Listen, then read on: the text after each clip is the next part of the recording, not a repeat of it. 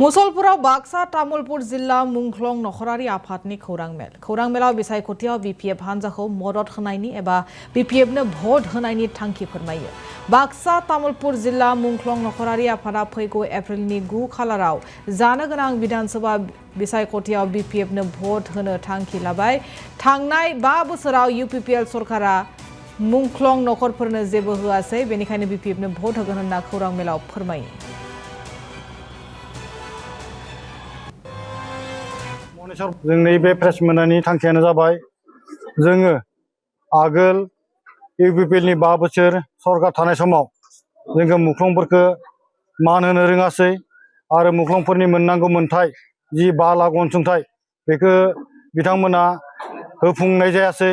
बिनि थाखाय जों बाक्सा आरो तामुलपुर जिल्ला मुख्लं नखरारि आफादा मोनसे सावरायनायनि गेजेरजों मोनसे थांखि लानाय जायो जे दा फैबाय थानाय एसेम्बलि इलेक्शनाव जोंनि एनडिएनि बिजाथि बाक्सा जिल्लानिफ्राय मनेश्वर ब्रह्म बिथांखौ नांगोलनि सबियाव सावगारियाव भट होनानै देरहासार होनो थाखाय थांखि लाबाय आरो तामुलपुर जिल्ला मुख्लंआरि नखरारि आफादनिफ्राय जोंहा एनडिएनि बिजाथि बिश्वजित दैमारि सार बिथांखौ बिबारनि सावगारियाव भट होनानै देरहासार खालामनो थाखाय जोंनि मुख्लंआरि नखरारि आफादा सावरायलायनायनि गेजेरजों मोनसे थांखि लानाय जादों।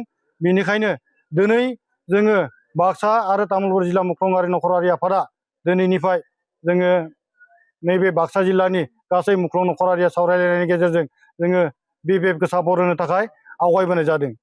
जोंहा 100% फोथायनाय दङ, माने बिथांमोना आगोलबो